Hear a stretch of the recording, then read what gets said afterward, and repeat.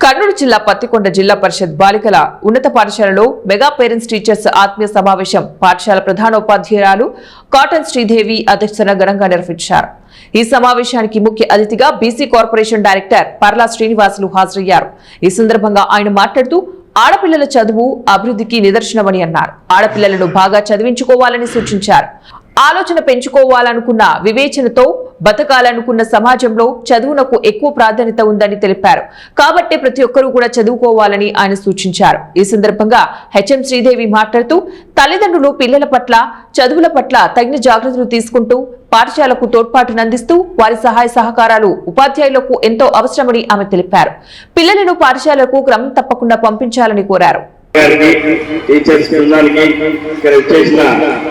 పిల్లల తల్లిదండ్రులకు అందరికీ ప్రత్యేకంగా ధన్యవాదాలు తెలుపుతున్నాను। పత్రికా విలేకరులకు మంచి ఉన్నతమైన స్థాయికి ఇస్తే లైఫ్ ధన్యమైపోతుంది। మనం ఉన్నంత వరకు చదువు అట్లే ఉంటుంది, బాగుంటుంది। ఆ ఇల్లు చదువుకున్న ఇల్లు కూడా